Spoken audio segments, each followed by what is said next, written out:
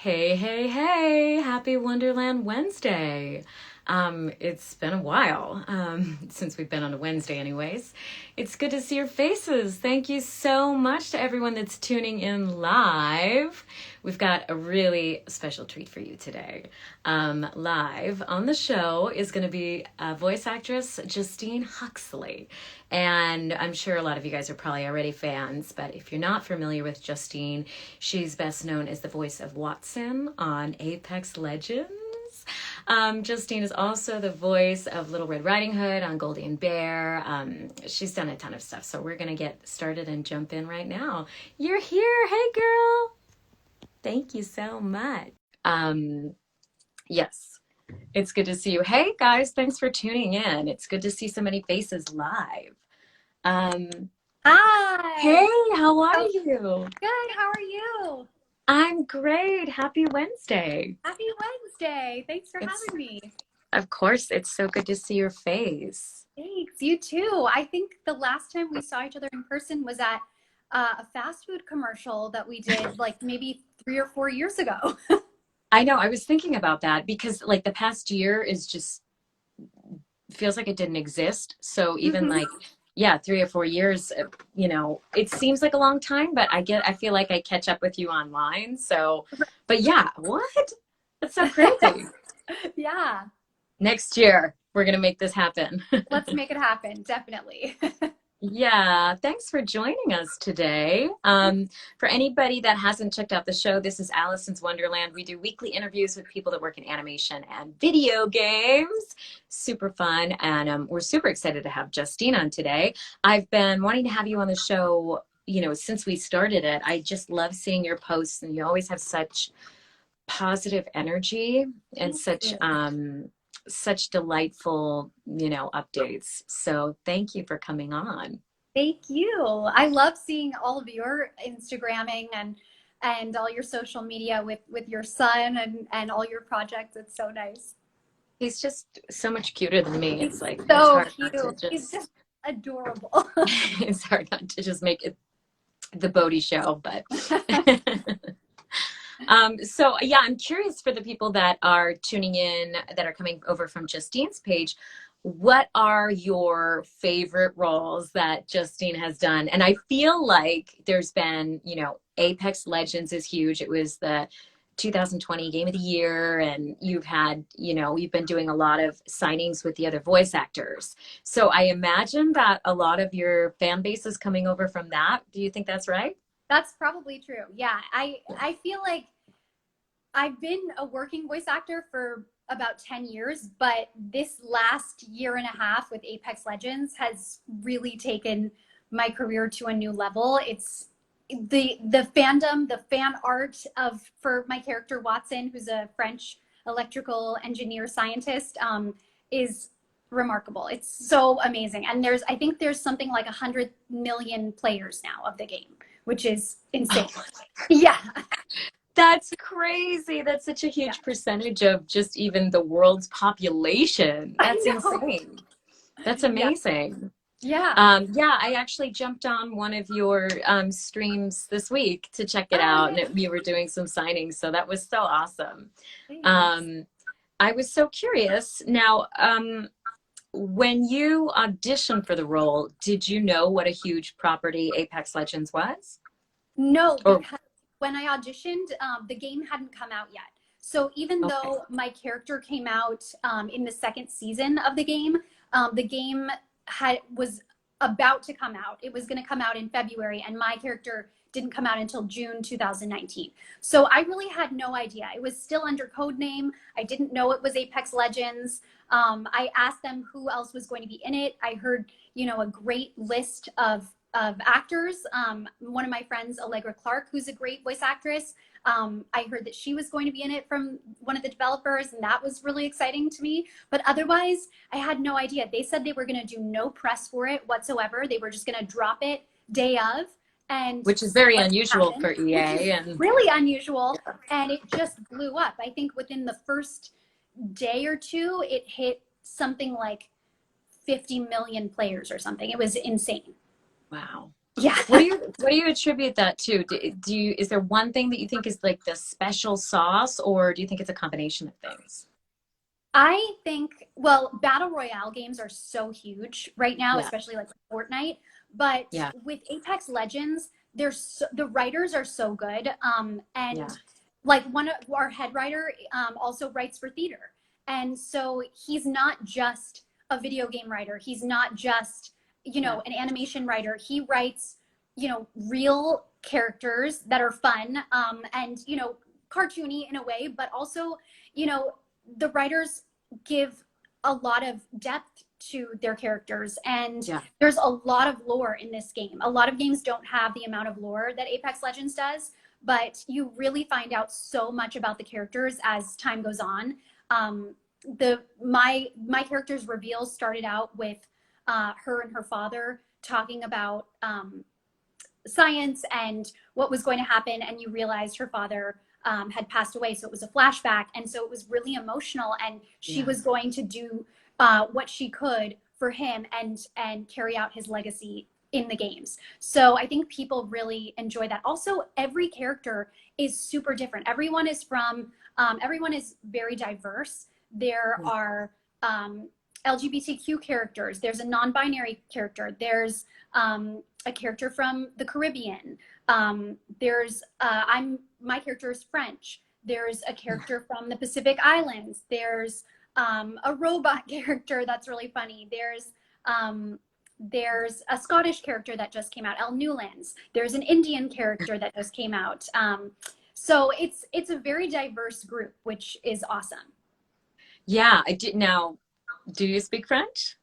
I do a little bit. I took 5 years of French in middle school and high school, so That's a lot.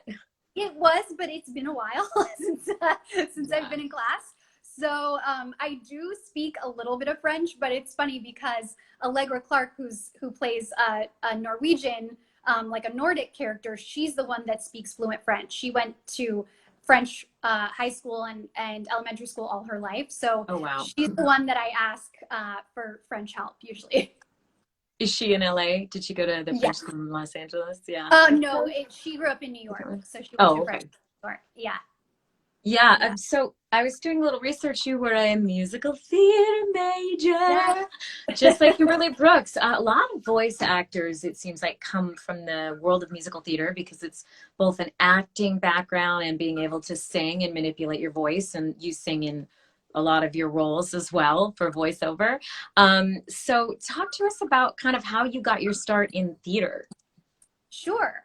So I've been doing theater since I was a kid. And I joined. I feel like we would have gotten along. Oh, totally. Yeah, definitely. It'd be like putting on plays in the backyard. Harmonizing in in the corridors. I was obsessed with Stephen Sondheim, the composer. Since I was a kid, my parents had all we had laser discs back then. And and we had the laser discs of all the PBS live performances of Into the Woods, Sunday in the Park with George, all of the shows and all of the Rodgers and Hammerstein. I would go up. I think my mom said when I was 2 years old, we would travel for vacations to San Francisco a lot because we had friends there, and I would go up on Ghirardelli Square and start doing a Rodgers and Hammerstein concert for like 30 minutes at 2 years old. I knew all the words to all the songs of Oklahoma, Carousel, King and I, Sound of Music, and people were just like, what is this 2-year-old doing? And my mom was like, and you had perfect pitch too. It was insane. So it was funny. I used to play games. My dad is a composer, and for TV, film? Yes, theater? for TV, film. He also used to own a recording studio, and so I kind of grew up in the recording industry my whole life. And my mom, when I was a baby, she told me that sometimes my dad would be scoring scary movies, like very, TV, like old 80s, 90s movies that were, Twilight Zone, very cheesy and scary. And it would, when she needed sleep and I wouldn't sleep when I was a baby, him on his synthesizer playing these like super scary musical musical interludes, I would just like be like, oh, this is so nice. As a baby, that was like the thing that calmed me down. Yeah. Oh, that's so cute. Yeah. What part of Los Angeles did you grow up in? You grew up in LA, right? Yeah, in Sherman Oaks. Yeah. In Sherman Oaks. Yeah. Shokes. Yeah. Hey, Valley girl. Are you still in the Valley? I'm still in Sherman Oaks. Yeah. Yeah, girl. That's amazing. Are you in the Valley too? I'm a Valley girl too. I'm in Toluca Lake. Love it. Yeah. Love it. Yeah. So I grew up living right next to Barry White. And that was the Barry White. The Barry White and his whole family. We lived up a long driveway, and his whole family lived, like, we were at the top of the driveway, and then his whole family lived from us down to the bottom of the driveway. And they would have crazy parties where he would bring in camels and elephants. It was insane. And like sometimes we'd have to call him up and be like, Barry, we're so sorry. Can you please move your elephant? It's Tuesday, Barry. Yeah. We gotta sleep. Yeah. He would just come and sing you a lullaby, like, hey, right. Yeah. Yeah, it was funny. I was good friends with his little nephew. We would go swimming all the time. Yeah, so I've always grown up in the music industry. And hanging out at my dad's recording studio, I used to love. And my dad sometimes made certain albums that he produced, and so sometimes he'd use me as like a little kid backup singer. So I love doing that. And then I joined this theater group called the Youth Academy of Dramatic Arts, which is still going in LA. And I met some of my best friends there. Yada. Yada? Yada. Yada. I've heard the legends of Yada. Yes. And I loved it so much. Some of my best friends are from Yada. We still do you age out of that? Because I feel like we should go back and join it. Oh, we should totally go back. I think they might have an adult group. I know. I would love to. That was like 2021, baby. That was my favorite time of my life, going to Yada. It was so amazing. Yeah.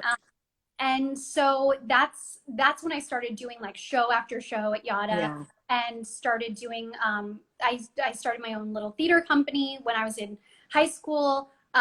We put on Sondheim reviews, and I went to a performing arts high school for theater. I went to LACHSA, which is the LA County High School for the Arts.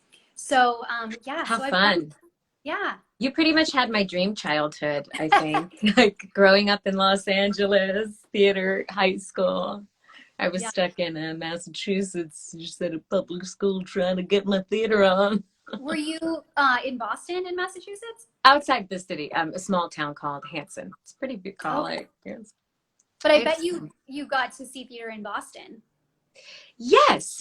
We would get to go see some shows at the Wang Center.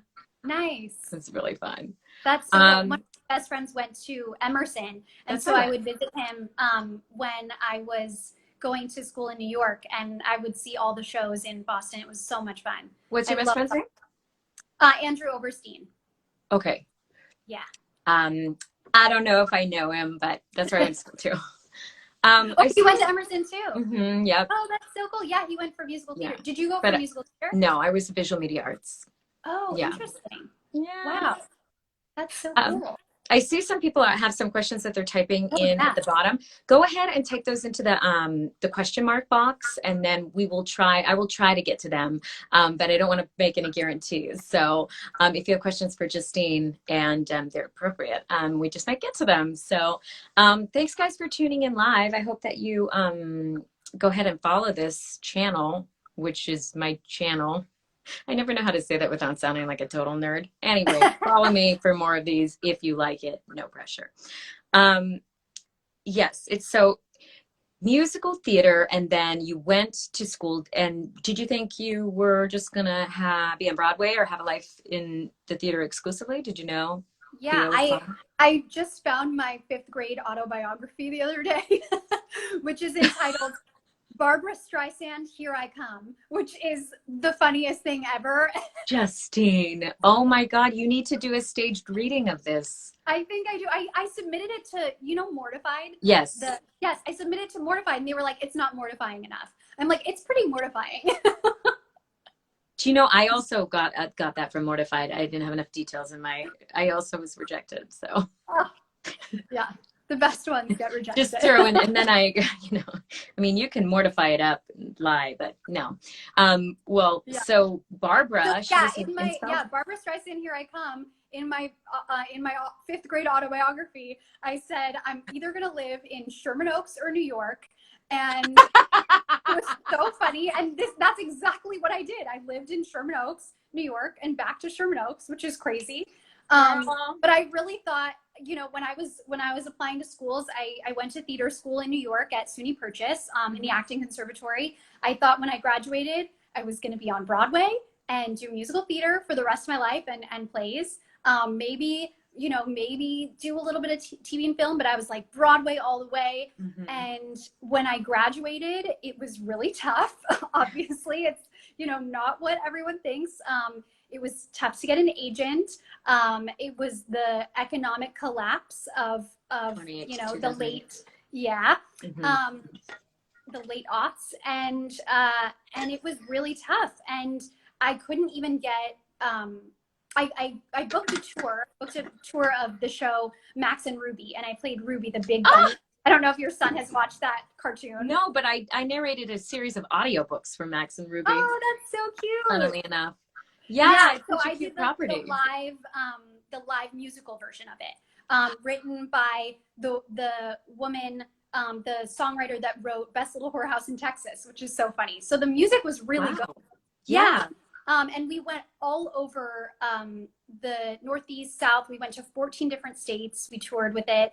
It was so fun. It was a crazy experience. And you were like fresh out of college? Yeah, fresh out of college, like a month or two out of college. You must have been so excited. It was so exciting. And then I came back and there was nothing. I couldn't even get a waitressing job, any job, like even the jobs at restaurants.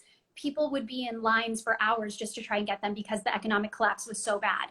So New York was tough for me. And I think after about a year and a half of being, after graduating, I said, you know what, I have so many student loans. It was so expensive to live in New York, carrying all the bags on my shoulders every day with the subway and the snow and slipping on, black ice. I was like, I think I need to take a break and move back home and get some nice weather. And I missed my family. And so I moved back to LA thinking like, I'll just move back for like 6 months. I'll get a job and I'll make more money. And then I'll move back to New York, or maybe a year, and see what happens. I just need to like regroup and think about what I'm doing. And when I moved back, my cousin, who is a voice actor, Blair Bess, he used to be the promo voice for MSNBC, and he used to do all the Carl's Jr. commercials. He does a ton of commercials and promos. He suggested, you have all this theater training, and you're a singer. Why don't you try to get into voiceover? And I'll recommend this coach, Nancy Wolfson, who's a great commercial coach. Why don't you start training with Nancy? And then when you are done training, make your commercial demo, and I will introduce you to my agents. And I was like, wow, that's great. Okay, let me try that, because I've never really done voiceover. I'd done a looping gig when I was a kid for Vegas Vacation, which was really fun. I think I was like 10 years old, but that was the only voiceover I had ever done. And so I was like, it's very different from theater. It's similar in the way that, for cartoons and animation, it's big and you can play anything. And there's, it's like larger than life a lot of times. But you have to have mic technique. You need to be able to create a character without them seeing your body, and without dancing, and without, your facial expressions. Yeah.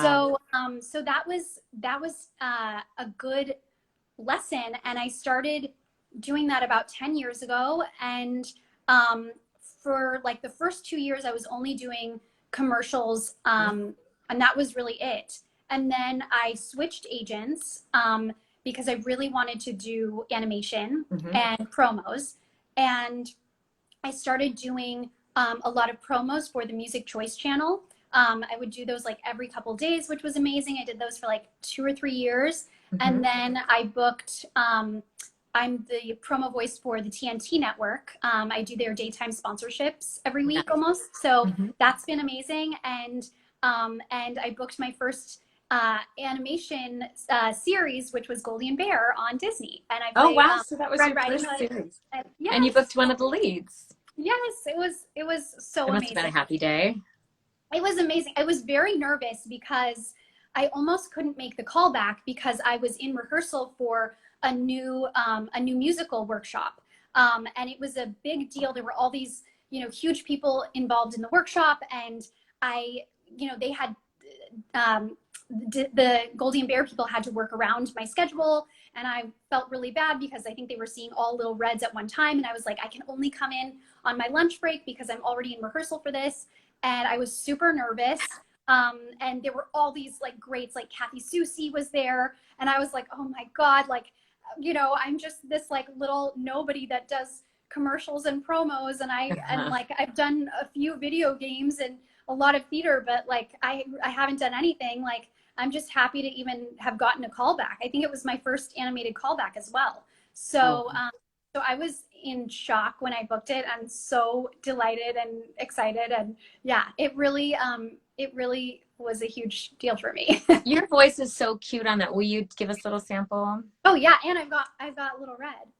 Oh yeah. She just goes la la la la la la, and she's kind of she's a little bit of a busybody, and she thinks she knows everything because she does. So That was great. Thank you. Thank you. Wow. So your agents must have been pretty stoked. Yes. Yeah. It was really exciting. Did you train with anybody for animation? I know you mentioned Nancy Wilson for commercials. Yeah. I trained with Lori Allen, who's an incredible voice actress on SpongeBob and Family Guy.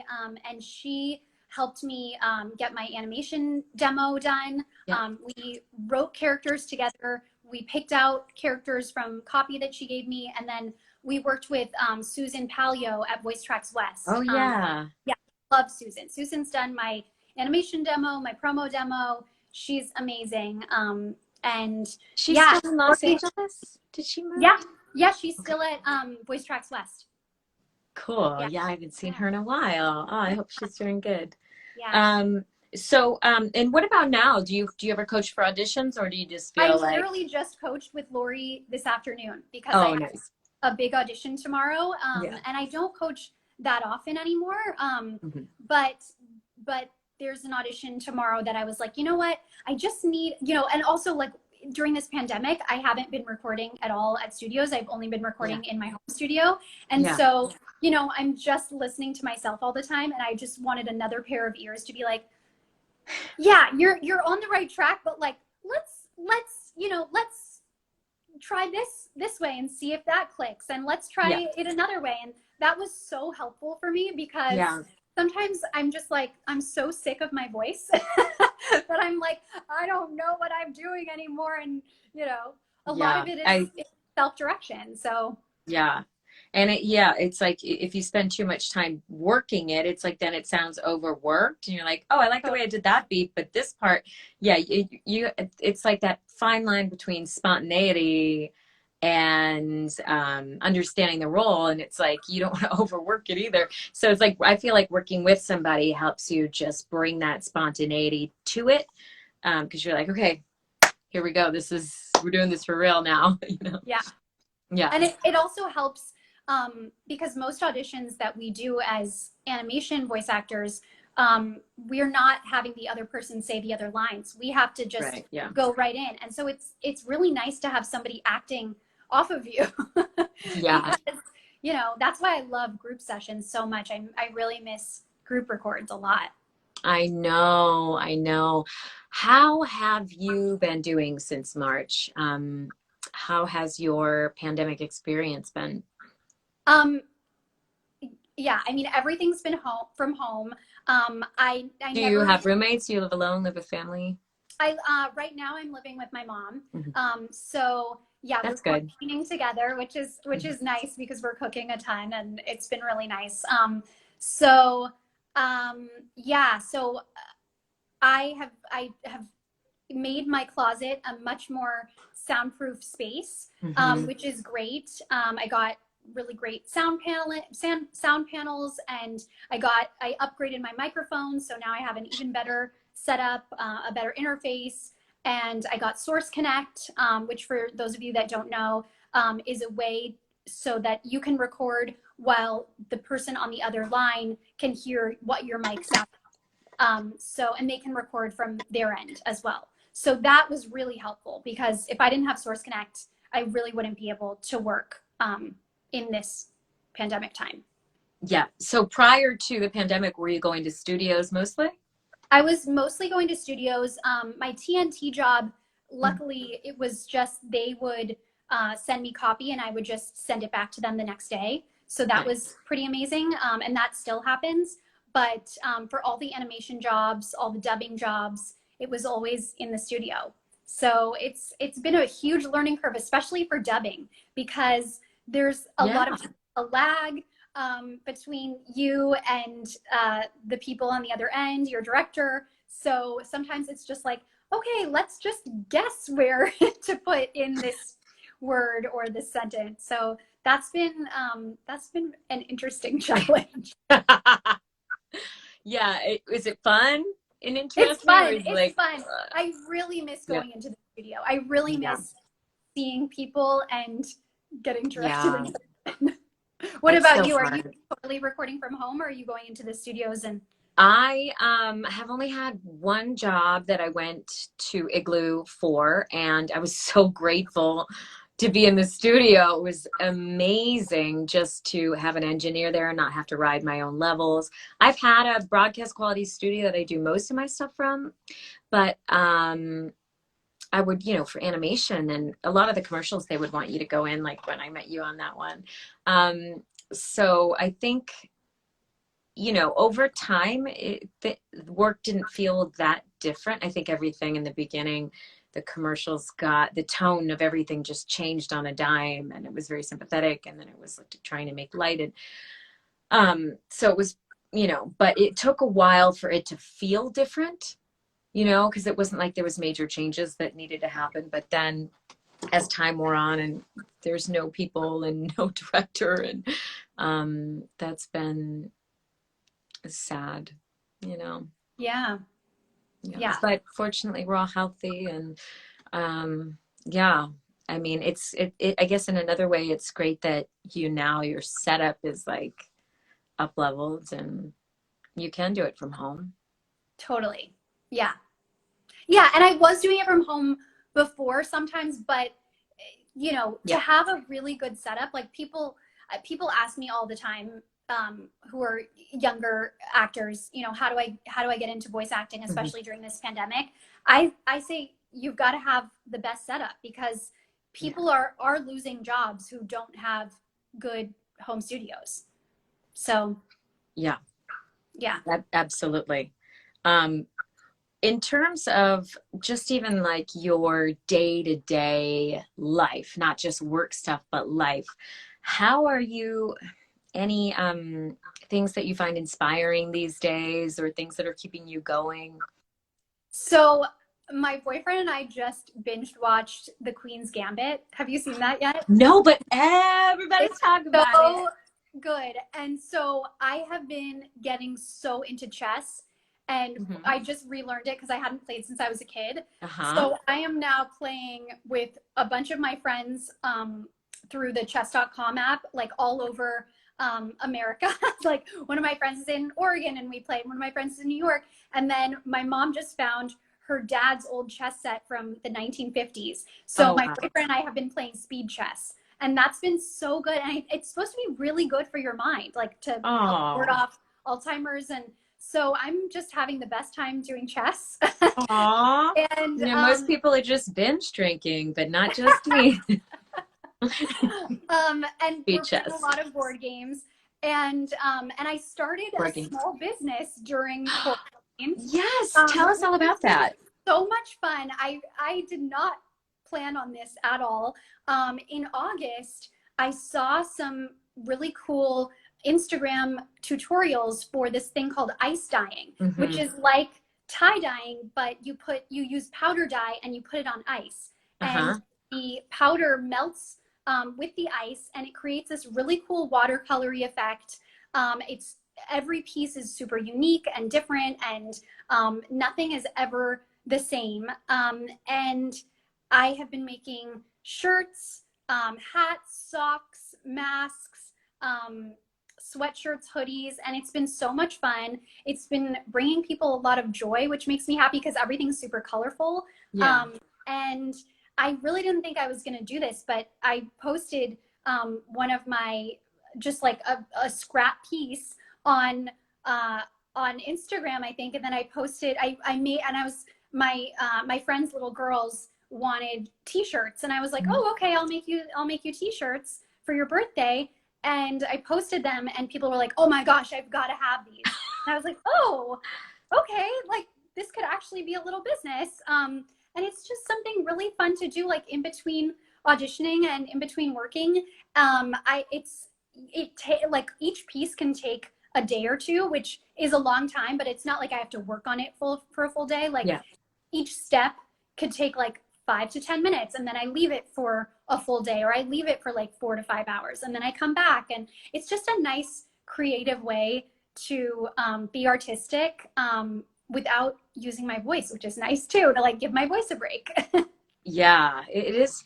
Once you're, as a creative person, it's so fun to delve into something new, so good for you for just, being willing to try something different. Yeah, I have a lot of fun with it. It's really exciting, and I've started doing like certain characters' colors that are requested. So my character in Apex Legends, Wattson, wears orange and blue. So a lot of people have requested orange and blue masks, or orange and blue ice dye shirts, which is cool. So I did like a Joker from Batman, red, green, and purple handkerchief the other day, and it's been, And so how can viewers purchase your ice art? Yeah, it's on my Instagram. It's called Arctic Rainbow Shop, and you can DM me. All the info is in my latest post of prices and everything, and you can DM me for orders. And I'm only shipping in the US right now because of crazy shipping COVID stuff, because I know a lot of people have asked about international. So hopefully I'll do international soon, but right now it's just the US. And they'll have to get a friend in the US to buy it for them. Right, yeah. That's so cool. Yeah. I know that we have a couple questions in the question box, so let me just take a peek here. Someone who was Mike Martinez was asking about the vocal coach. She was saying it's Lori Allen, the one that has helped her with her animation demo. And then let's see, Mike also had another question. Can you say fence them in, fence them out? Fence them in, fence them out. Yeah, that's a good Wattson quote. People love that. And then so I was going to get to this question later, but we might as well talk about it now, about what advice you might have to people looking to break into voiceover. So I always say the same thing. Go to D. Bradley Baker's website. Yes, I want to be a voiceactor.com. It's one of the most comprehensive voice actor websites. I still use it sometimes for callbacks. Yeah. It helps so much. If you don't know who he is, he's an incredible voice actor that does all the creature voices on all your favorite shows, all the animals. He played a mama dragon and a baby dragon on Goldie and Bear, which is how I met him, which was so much fun. And he's so amazing, and he's been doing it for so long that he knows all the ins and outs, and he answers questions. But I would say really have a good acting base. It's called voice acting. I know that you agree with me on this. You can't just be a voice. You really have to have the acting behind it. So many people say, oh, well, my mom told me I have a really great deep voice. Sure, that's awesome. But if you don't know how to use your deep voice to make people feel things, or to enunciate, or, to be able to sell a product, then it doesn't really mean much. Right. And there's so many different facets of voiceover that, you might be good or work in one and have less success in the other. There's not that many voiceover actors that, you know, like a Vanessa Marshall or something that work a lot in commercial, promo, video games. So it's kind of knowing like what your niche is. A lot of people are passionate about video games and animation and specifically want to do that, but there's not a lot of agencies that will just take on talent that only does animation, right? They usually want you to be able to be versatile, at least be able to do commercials because it's sort of the powerhouse. So yeah. Yeah. Any other thoughts or advice? Yeah. I also feel like a theater background is so great, or some kind of live acting background. Like so many of my voiceover friends are either theater actors, singers, musical theater performers, or have a background in stand-up comedy or improv. And I think that helps so much because, you know, there is so much comedy in so much of the animation these days. There's so much comedy in commercials. If you know how to play a character and have rhythm, there's so much, like in stand-up comedy, it's so much about rhythm as well. In singing, in music, if you have a musical ear, a lot of times you're going to be able to match a voice. There's so much celebrity voice matching nowadays because the celebrities aren't available to do their own ADR. So I've done a lot of celebrity voice matching, which has been a lot of fun. And so if you have that musical ear, if you take music lessons or singing lessons, I really think that can help too. And also for improv, I feel like I'm constantly asked to improvise for animated shows because they want you to come up with something unique for the character. They might not use it, but it can get you in the mood of that character, or, you know, how to feel as that character. And how do you approach breaking down a side? Like take us through your process. Sure. So I really like to do one like totally cold read first. Because sometimes that's the best read. Do you feel like that sometimes? Yes. And I've been asking this question to pretty much all the voice actors that come on here, and it runs the gamut. But I do that too. And like, there's something about that first instinct, but then it's like the frustrating part is when it's like the first pass is like 85 or 90% there. And then you can't, if you try to replicate it, there's like something that can sometimes get lost in the translation. So it's always good to record that first pass and maybe punch in if you need to, or, you know, but yeah. And do you, I mean, are you going through the script? Are you marking stuff up? Are you, you know, creating moment before? Or are you just like improvise kind of like that, you know, just the energy of cold? You do cold, yeah? I do cold. Sometimes it depends on what it is. For commercials, I don't usually mark. Do you usually mark for commercials? I do. Well, I do. Oh, that's good. So like, maybe I should do that more. I worked with Dave Walsh for commercials, so he has like his True Tell method. So I kind of like do like a version of that. Dave's great. Dave Walsh. I hear he's really good. Inspiring. I don't usually, like, commercials are more improvisational. A lot of times they're like, please, you know, improvise as much as you want for this commercial. So a lot of times I'll just improvise. And then for animation, I think it depends on the character. Yes, sometimes I will write down things and break it down, and sometimes I'll just be like stream of conscious, and that's what gets the job. So I think it really depends. I also, like, anytime there's an animation audition where they say they want you to sing at the end of it or sing before, I really work on trying to find, and they'll usually say, like, unless it's a specific song that they want you to learn for that audition, sometimes they'll just say, you know, pick a song, any song. And I always try and really do my homework and pick a song that really relates to the character and do it in the character's voice. Because I feel like if you're just singing as you are, they can't really get a sense of how you would sing in character, because a lot of people have beautiful singing voices, but they don't know how to sing in character. And that, you know, doesn't really help you telling the story of that character. Right. Totally. You're like, here's my crazy voice, but I sing like an angel. It's like, it's not what they're looking for, people. Right, exactly. Let me just check in. You have some more questions. I don't know how much we're gonna make Justine work for us today, guys. Do you want to say that? Oh, sure. They call me the Eye of the Storm. That's a good Wattson one. She's got a lot of electrical puns, so that's been a lot of fun. She's probably the most punny character I've done. Punny. She's punny and funny. She's a funny gal. I can't. This question's too long. Actually, it's kind of cut off. So, let's see. People are asking about. So you've been doing a lot of signings, and was yesterday your last signing, or will there be another one? Talk to us about the signings. Yesterday was the last signing. I did it as a group with 6 of the other Apex Legends actors. Fun. A lot of fun. Yes, we had such a good time. Some of us did live signings together, and then we would do it solo.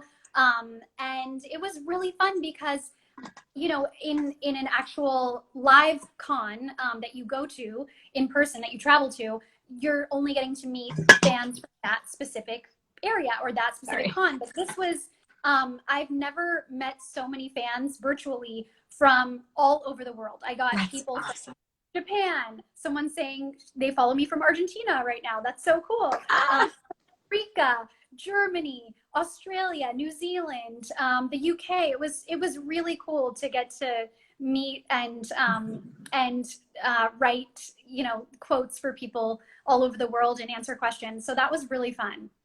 Was that something the studio put together, or was that something the voice actors put together? No, that was Anjali Bhamani, who plays Rampart in Apex Legends. She put it together with the Streamily company that does. Cool. Yeah. But I've actually never been to a real life con. We were supposed to. I got a con manager right before the pandemic, like a couple months before the pandemic, and a bunch of the Apex Legends actors were supposed to go to Celebrity Comic Con in San Antonio, Texas with William Shatner in June. We were supposed to possibly go this fall to the UK. There was a possibility of a Paris con. So I'm hoping next year will be the year of, you know, safely doing cons in person, or maybe 2022, because I've never done one and I've always wanted to do a live one. Yeah, that's amazing. So in that particular case, then, do you have to mail them to other countries if people are calling you? I mail them all to Streamily, the Streamily company, and then they take them out. Yeah. Nice.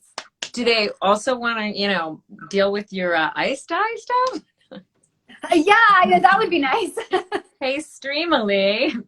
Yeah, that's so cool that I think one of the things that's so great is you're just so great with fans and connecting with people and, you know, giving people a platform to be heard. So I loved being on your signing. It was really fun. Oh, thanks. Thanks so much. You're welcome. Yeah, I was curious. So how many days did you actually record for Apex? Because I know sometimes it's like you're at this like huge role in a game, but it's like we recorded it in like 2 or 3 days, you know? Yeah, so Apex is one of those ongoing games. Yeah. So I'm constantly recording for it. So I'm recording at least once every 2 to 3 months. But usually when I record, it's not more than a couple of hours because, you know, we just try and get everything in that we need to within a certain amount of time. So it's so funny, you know, people are always asking me like, oh, how did you do this in the game? And how did you do that? And it's like, guys, you're so sweet to ask, but I have no recollection because I recorded this season like 6 months ago or 8 months ago. And it's finally coming into the game because they put the game out in every language. So they have to record all the English speaking voices first, and then they record all the localization. So yeah, it takes a long time. And so they plan everything out many months in advance. So when I don't remember something, it's not that I don't care. It's just that I've gone on to the next season. I don't want to spoil anything for anyone. Dark and Night just says, I love you, Justine. Thank you, Dark and Night.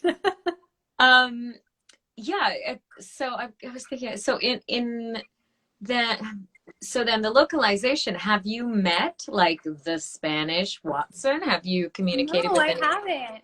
I haven't, and I don't think they even have the same director. Okay. So yeah, I've never met them. I'd love, like, I told them on my stream, like, if anyone knows who they are, you know, shout them out to me, because I would love to meet them, because I've done dubbing myself, the English versions for other actors, like in Spanish or French, and I've done the English, so it would be cool to get to know who they are. Totally. Yeah, there was, when I was working on Poppycat, the other voice actress that did my role, we would, you know, say hi and whatnot. Oh, that's so nice. It's very cool. That's so cool. You didn't do the French though? No, I didn't. I'm not that fluent to do it. Yeah, we'll leave that for the native speakers. Yes. We've been talking a lot about Apex Legends, but I wanted to just talk about Kippo and the Wonderbeast, because it's such a cool show. And what was your experience like working on that? So I didn't know really what this was about at all, because it was based off of a graphic novel. Yeah. And so we recorded so long ago. I think we recorded about 2 years. Me and some of the other Timber Cats in the show, we recorded about 2 years before the show came out. So I didn't even know if the show was coming out. I think like a year after, because usually like things take about a year in animation, because they usually, you are, unless you're dubbing, usually you are recording your voice and then they animate to your voice. So I figured, okay, about a year, I'll contact my agent and ask her, you know, is this coming out anytime soon? She was like, I really have no idea. Then a year and a half goes by. I'm like, am I still even in it? Have they replaced me? Like, I have no idea, because I didn't do any ADR for it. And I was like, you know, people get replaced all the time in voice acting. I know that people, you know, people probably don't know that aren't voice actors, but it happens all the time. And you can't take it personally. You just have to think, you know what? I wasn't the right fit for it, and move on to the next job. So I thought, you know, I probably got replaced, and that's okay. I'm really bummed, because I was really excited about it, but it, you know, it happens. And then I see something online, and promoting it, and I'm like, oh my gosh, this is it. So I contact my agent and I'm like, am I still even in this? She was like, actually, I'm not sure. So then she gets back to me and she's like, yes, you are. They just haven't announced your role yet. So I was so relieved and so excited. And on my second session is when I did the singing. And I was so excited, because my favorite living jazz singer, Leah Delaria, played one of my fellow Timber Cats. And I heard her in my earphone. Whoa.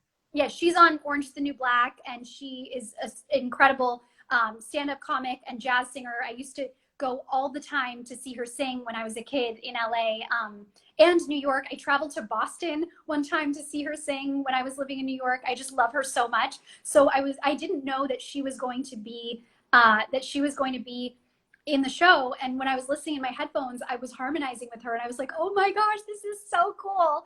So that was just one of the most exciting starstruck moments. Did you reach out? Were you like? I did. I reached out, and I saw her concert last year, or I guess in the beginning of 2020 when she was in LA. But yeah, it was really, really exciting. Oh, that's such a cool. That's like one of those great, you know, amazing stories. You know, inspiring, and one of those stories that give you hope. Yes. 10% of me wanted 10% of me wanted to follow up with like what's like a bad, but then I'm like, nah, it's just negative energy. I don't need to bring that in, you know. Yeah. And I usually don't get like that starstruck with other performers, because you know, you and I work with celebrity performers all the time, and like that's so cool. But you know, they're people too. But when I get the most starstruck is celebrity chefs. There's a celebrity chef that just reposted a recipe that I just did of her, Mary Sue Milliken, from the Border Grill group and Two Hot Tamales. And I was so starstruck. I freaked out. I'm like, oh my God, she wished me a happy Thanksgiving on her page. And I was just like, oh my gosh. So anytime, and I just saw this other celebrity chef just liked my video the other day that I posted. I was just like, I just think celebrity chefs are the coolest. You said you and your mom been cooking a lot. What kinds of stuff do you cook? So I just made the most incredible pecan pie for Thanksgiving the other day, but no high fructose corn syrup. It was made with maple syrup and organic cane sugar. So it was a little bit healthier. I'm gluten-free, so we got a gluten-free crust from Trader Joe's. We cheated and got a gluten-free crust.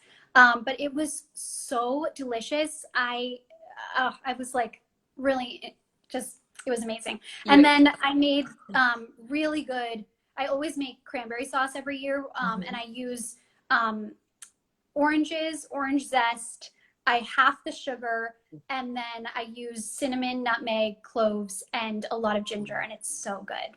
Oh, that sounds amazing. Yeah. And I just got a blowtorch, so we're going to make pumpkin creme brulees this week, which I'm really excited about. Ooh, that sounds amazing. Yeah. You're a very thin person and you like all these treats. I want to come to your house. If it was not a pandemic, I would say, please come. I know, someday. Someday, when the pandemic's over. Yes, so let me just go to see if we have I think this is always a fun question. Best is a tough word. What is one of your favorite projects you've ever done? Apex, we've talked about that a lot, so.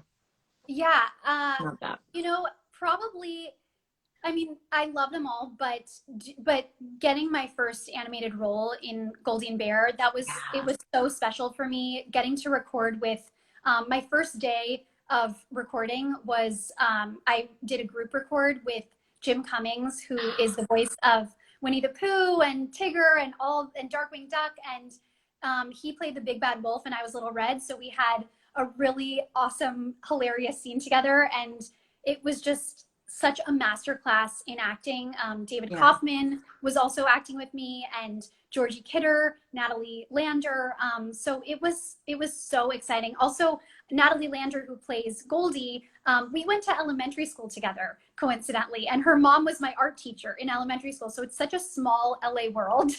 Wow. Did you guys know each other? Cool. We didn't know each other that well. She's a couple years older than me, so we weren't in the same grade, but we had started seeing each other on callbacks for musical theater in LA. Yeah. And then when we found out that we were both cast, we were so excited. So that was really special. Aw, that's so sweet. Yeah. Now, in terms of your music, obviously you love to sing. Have you recorded any songs? I haven't done like an album or anything. That would be really fun to do. I would love to do like an old jazz album. My mom is a singer. She's also a speech therapist, but she recorded an album when I was a kid called Swingin' on a Star. And she had me and my little sister on when we were little kids, singing some old 1940s and 1950s songs that her mom used to sing to her. Aww. So I think it would be really fun to do a kind of album like that for kids that are just like old classic jazz songs. That would be really cool. Yeah, that would be amazing. I would love to play that for Bodhi. Yeah. People were wondering where they could hear your music. So, hey, global pandemic, maybe now's the time. Yeah, you never know. Yeah, that would be a lot of fun. Did you say your dad was a producer? Is he still doing? I'm sorry, you were breaking up. What your dad was a producer? Yeah, he used to produce. Well, he still does. He still now that we're in the pandemic, he's producing people from all over the world remotely. But he also created this instrument called the blaster beam that was heard in the Star Trek movies, and it's this huge beam that goes that spans an entire room. That's a rectangle-like thing with a bunch of strings, and it's really trippy. You can look it up on YouTube if anyone is interested. You just type in Craig Huxley Blaster Beam, or you could just type in Blaster Beam, and there's a video of him playing it. It's really sci-fi, new age. He did some Blaster Beam stuff for that movie 10 Cloverfield Lane. Was that the movie? I'm trying to think. Yeah, I think that was the movie. Yeah, it's really cool. So he's kind of he also was a child actor too. Your dad? So, yeah, he was on Wow. Bewitched. As a kid, he played Samantha's nephew. He was a little warlock. He had On where? water shooting out of his ears. Bewitched. Oh, no way. Yeah, and he was on the Brady Bunch and all those old shows. Yeah, it was funny. So I kind of like got that bug from him, and my whole family is acting, singing, musicians. So yeah. Do you have any siblings? I do. I have a sister. She's younger. Her name is Fiona Huxley, and she is a singer. She does a lot of like pop music. Oh, nice. That's so great. I mean, that's sort of what it's about. When it's in your blood and you get to develop that at a young age, you can really, the world is your oyster. Yeah, it was interesting. I was watching your episode with Debbie Derryberry, and she was saying that she went to med school, and I was like, wow, I think from the time I could talk, this is all I've ever wanted to do. I never thought I could do anything else. And I always envied my friends that were like, oh, I don't really know what I want to do. Like, let me dabble in this, let me dabble in that. And I was like, wow, that must be a nice thing, because for me, it was like, if I don't do this, I don't know what else I'm going to do, because I don't have a backup plan. I don't know what else I'm good at. This is like who I am. So I'm lucky it worked out. Just apply for med school. Right. Well, can you tell us about anything you're working on right now? Oh, sorry, you were breaking up again. Can I tell you about anything you're working on right now? I'm trying to think if there's anything that's non-NDA. I'm always working on Apex Legends. So, a new season just came out, but there is going to be some fun stuff in the future with Wattson. So you'll have to tune in for that. And I'm trying to think if there's anything else. I've done a couple of dubbing projects over the pandemic that will probably be coming out soon. Singing in them as well, which is a lot of fun.